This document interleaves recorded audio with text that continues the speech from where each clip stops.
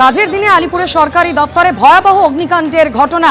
দক্ষিণ চব্বিশ পরগনা জেলা পরিষদ ভবনের সরাসরি ছবি আপনাদের সামনে রেখেছি। গলগল করে কালো ধোঁয়া বেরোচ্ছে, আগুনের লেলিহান শিখা। ইতিমধ্যেই বহুতলের একাধিক ফ্লোরে কিন্তু এই ভয়াবহ অগ্নিকাণ্ডের ঘটনা ঘটেছে। ঘটনাস্থলে ইতিমধ্যেই পৌঁছে গিয়েছে 10টি দমকলের ইঞ্জিন। সরাসরি এই মুহূর্তে আমাদের সঙ্গে কথা বলে নেব, রয়েছেন প্রতিনিধি সুকান্ত মুখোপাধ্যায়। সুকান্ত, আগুন কিছুটা হলেও নিয়ন্ত্রণে আনা কি সম্ভব হয়েছে? কি ছবি দেখতে পাচ্ছ?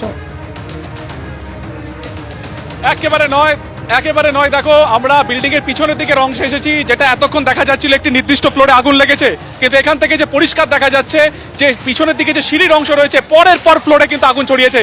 এখান থেকে পরিষ্কার দেখা যাচ্ছে যে ফার্স্ট ফ্লোরের অংশে ইতিমধ্যে আগুন ছড়িয়েছে, সেখান থেকে তার উপরে অর্থাৎ প্রায় 3 থেকে 4টি তলায় কিন্তু পিছনের দিকের অংশে পুরোপুরি আগুন লেগে গিয়েছে। আগুনের একেবারে বিধ্বংসী যে ফ্লেম দেখা যাচ্ছে এখান থেকে। ক্যামেরায় কৌশিক কর্মকার যে ছবি ক্যামেরা বন্দি করছে, যে ভয়ঙ্কর এই দৃশ্য।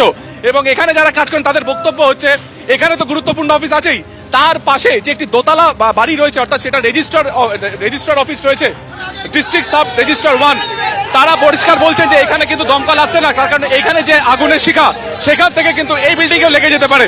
এইখানে আরটিওর অফিস রয়েছে, কর্মী বর্গের অফিস রয়েছে, এছাড়া আরো একাধিক গুরুত্বপূর্ণ দফতরের অফিস রয়েছে।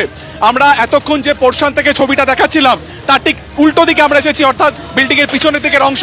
সেখান থেকে যে ছবি দেখা যাচ্ছে যে একের পর এক এসির যে আউটার যে যন্ত্র থাকে সেইগুলো একের পর এক ব্লাস্ট হচ্ছে, সেগুলো নিচে ভেঙে পড়ছে।